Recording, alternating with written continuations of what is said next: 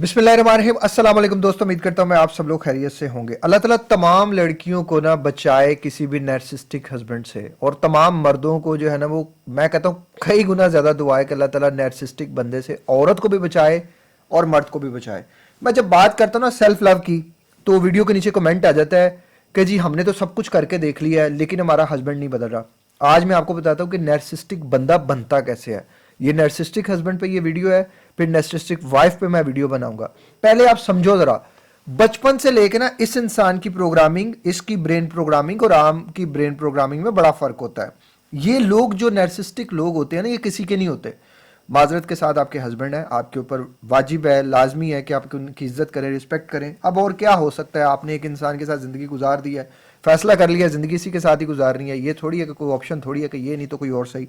अभी आप इन लोगों का जब माइंडसेट समझ जाएंगे ना, इनकी प्रॉपर फॉर्मुलेशन समझ जाएंगे, इनकी बनावट समझ जाएंगे, इस सब में माँ बाप का कितना रोल होता है, माँ बाप कैसे इस टॉक्सिक बीज को बोते हैं और कैसे किसी दूसरे इंसान की ज़िंदगी तबाह करते हैं। इवन नैर्सिस्टिक खुद एक बहुत बड़ी प्रॉब्लम में होता है लेकिन उस बेचारे को खुद नहीं पता होता।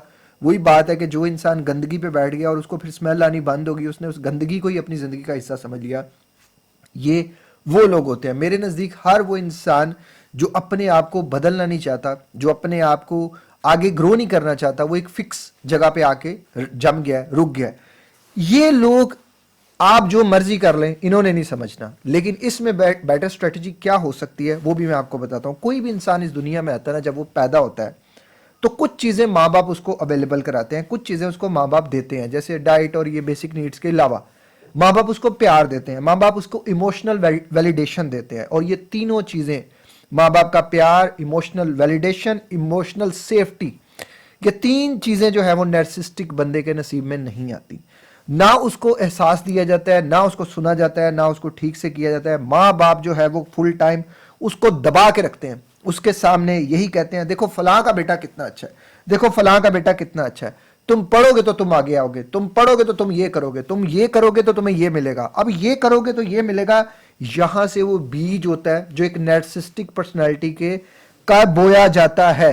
क्यों? क्योंकि वो समझ जाता है कि अगर मुझे जिंदगी में कुछ चाहिए तो उसके लिए मुझे कुछ करना पड़ेगा, अगर मुझे इनाम चाहिए तो उसके लिए मुझे एग्जाम्स में अच्छे नंबर लाने पड़ेंगे। इसी माइंडसेट के साथ वो अपने अंदर जो है ना, वो अपने आप को एक इस तरह का इंसान बना लेता है कि जो परफेक्ट बनाने के लिए खुद को चल पड़ता है। फिर वो अपने इमोशंस किसी के साथ शेयर नहीं करता, वो अपनी शेम को, अपनी इनसिक्योरिटी की जो है ना वो वजह बना लेता है। मतलब जैसे वो अपने आप को इस तरह प्रेजेंट करता है कि वो परफेक्ट है, वो अंदर से बहुत ज्यादा फेक होता है, कमजोर होता है, लेकिन वो ऊपर से बहुत ज्यादा जो है ना वो स्ट्रॉन्ग करता है, बहुत ज्यादा जो है वो अपने आप को दिखाता है कि वो बहुत मजबूत है। वो लोगों की जो है ना वो नजरों में आना चाहता है। उसे पता है कि अगर मैं किसी की नजर में आऊंगा तो मुझे तारीफ मिलेगी। अगर मैं किसी के साथ इस तरह से जैसे एक टू फेसेस इंसान होता है कि जो होता नहीं है वो दिखाता है, और अगर मैंने जो हूं मैंने वो दिखा दिया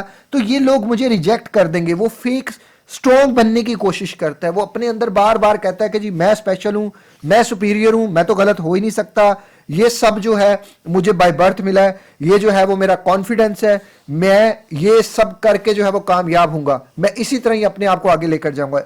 इवन दो ये उसका कॉन्फिडेंस नहीं होता, ये सिर्फ उसकी एक सेल्फ प्रोटेक्शन होती है, ये सिर्फ और सिर्फ उसकी एक इनसिक्योरिटी होती है जिसको वो लेकर जो है वो आगे जा रहा होता है। फिर इस तरह के इंसान को लोगों से तारीफ मिलनी शुरू हो जाती है। जब इन लोगों को तारीफ मिलना शुरू हो जाती है, ये आहिस्ता आहिस्ता जो है ना देखते हैं कि इनको तो बहुत ज्यादा खुशी मिल रही है, कोई तारीफ करता है तो इनको बहुत ज्यादा खुशी मिलती है। इस तरह इनका जो दिमाग होता है वो इनको और ज्यादा डोपामीन देना शुरू कर देता है। फिर ये सोच लेते हैं कि अगर मुझे जिंदा रहना है तो मुझे लोगों की तारीफ चाहिए। यहां से ये लोग जो है वो अटेंशन के भूखे हो जाते हैं। मतलब ये इतने ज्यादा अटेंशन क्रिएटर बन जाते हैं कि ये इस तरह के सिनेरियोज क्रिएट कर देगा कि लोग मजबूर हो जाएं इनकी तारीफ करने के लिए। इसी सब के चक्कर में जो है वो इनके अंदर की जो हमदर्दी है वो खाली हो जाती है, क्योंकि बचपन में इनको हमदर्दी मिली नहीं होती। तो इनके लिए जो है ना वो हमदर्दी नाम का जो शख्स होता है वो यही होता है कि अगर मुझे किसी की हमदर्दी चाहिए, या तो मुझे उसके लिए बहुत ज़्यादा जो है वो एक सिंपैथेटिक किस्म का, एम्पैथेटिक किस्म का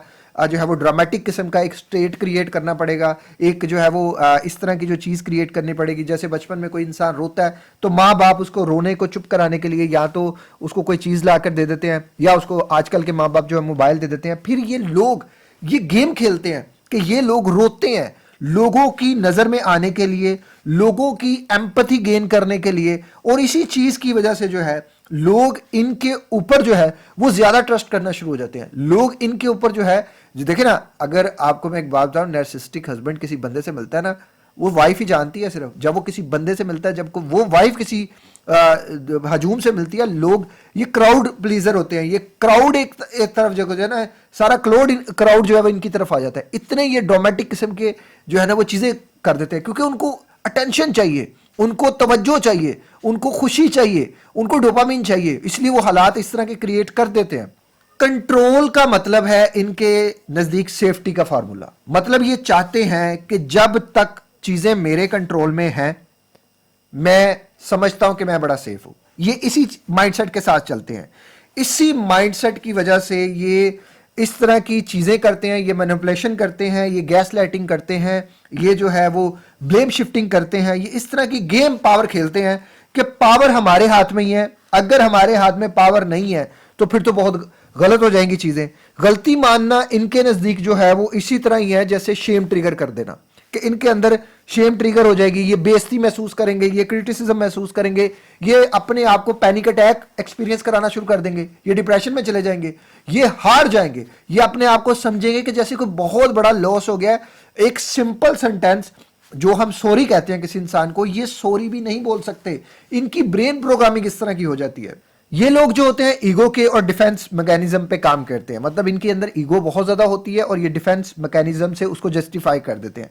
अब नार्सिसिस्टिक बंदे के ये ब्रेन पैटर्न्स आप समझे जरा, ना ये झुकेगा, ना ये किसी बात पे झुकना तो खैर अल्लाह के आगे ही सही है, इन अ सेंस कि ना ये किसी बात पे आपकी बात में सेकंड करेगा, ना जो है इसके अंदर हमदर्दी होगी, ना ये गलती मानेगा, ना ये जो है वो किसी कन्वर्सेशन में चुप करेगा, ये हर कन्वर्सेशन में ऊपर रहेगा, ये जिस महफिल में जाएगा आपको जलील करेगा, खुद को जो है वो वहां प्रोमिनेंट करेगा। इस तरह के इंसान को कैसे बदलेंगे आप? जब मैं बात करता हूं कि इस तरह के लोगों को आप नहीं बदल सकते, इस तरह के लोगों को आप नहीं चेंज कर सकते, तो यहां क्या हो सकता है? सामने दीवार है, मार मार के सिर पार लो फिर से। यही लोग तो आपको, जो जाहिल साइकोलॉजिस्ट हैं, जाहिल मोटिवेशनल स्पीकर हैं, वो क्या कह रहे हैं? ऐसे लोगों को छोड़ दो। और भाई 2 बच्चे हैं उस औरत के, 3 बच्चे हैं उस औरत के, वो बेचारी कहां लेकर जाएगी? और जिसके पास जाएगी, जगह जगह पे तो जानी मर्द बैठा हुआ है, जगह जगह पे तो नार्सिसिस्टिक औरत और मर्द बैठे हुए हैं। क्या अगला बंदा वो 3 बच्चे पालेगा? यहां जो भी है, जिस तरह का भी इंसान है, कम से कम उन बच्चों को बैठ के रोटी तो खिला रहा है। यहां रह के एक औरत क्या कर सकती है? खुदा अंडरस्टैंड करें। जब मैं बात करता हूं ना सेल्फ लव की, मैं ये नहीं कह रहा कि उन्हें बदल जाना है, मैं ये कह रहा हूं कि आपने बदल जाना है, आपने अपनी जिंदगी करनी है। ऐसे लोगों के लिए ना एक बाउंड्री सेट कर लो। इन लोगों ने नहीं बदलना, दिस इज रियलिटी। मानो, थप्पड़ मार के मानो, खुद को मार मार के मनाओ, लेकिन मान लो अपनी मेंटल हेल्थ पे काम कर लो। बस ठीक है भाई, इसने तो बदलना नहीं, मैंने खुद को बदल लेना है। सेल्फ लव का मतलब है उसकी हर बुरी से बुरी बात की अच्छी बात से जवाब दे दो। ऐसे लोगों के मुंह ना लगो, ऐसे लोगों से बहस ही ना करो, ऐसे लोगों से कुछ ना करो। उनके हकूक पूरे करने हैं आपने। वो जो कर रहा है अल्लाह के यहाँ वो खुद जवाब दे है। ये नहीं है कि आप उसको इग्नोर कर दें। ना ना ना, नार्सिसिस्टिक बंदे को इग्नोर किया आपने, खुदारा उफ उफ उफ, क्या तमाशा लगाएगा आपकी सोच है। क्यों? उसकी शेम ट्रिगर हो जाएगी। वही बात है ना, आपने उसको इग्नोर किया। इग्नोर नहीं करना, जो कर रहे हैं करते रहें, बस उसकी खिदमत करते रहें और अल्लाह से सिला मांगे, सब्र करें। मुझे अब आ जाएंगे क्रिटिसिज्म, औरत के ही हिस्से में सब्र है, तो फिर कड्डो तलवार ला दो दा गला, फिर की करना जी? सारी जिंदगी फिर भी जेल की चक्की पीसनी है ना। सो बेटर इज दिस कि आप वो काम करें जिसमें आप अल्लाह की नजरों में आए। और नार्सिसिस्टिक बंदे, इस तरह के लोगों के, इस तरह के हस्बैंड की जो औरतें खिदमत करती हैं वो सारी जिंदगी पाती हैं। हमारी माँ ने हमें बगैर बाप के पाला, छोटे थे यतीम हो गए, तो आज हमारी माँ को वो सिला मिल रहा है ना। तो आप भी देखें, आपके पास पूरा मौका है, सेल्फ लव करें, नमाज पढ़ें, कुरान पढ़ें, डाइट अच्छी करें, अपने आप को फिट करें। फेशियल इतने जबरदस्त किस्म के आए हैं, अपने आप को फिट करें, अपने आप को यंग बनाएं, बच्चों की खातिर, पर्दे में, 4 दीवारी में। मैं ये नहीं कह रहा कि फेसबुक पे फ्रेंड फ्रूंड नहीं करना, वो काम तो करना ही नहीं आपने जो दीन इस्लाम ने नहीं कहा। लॉयल रहना, खालिस रहना आपने।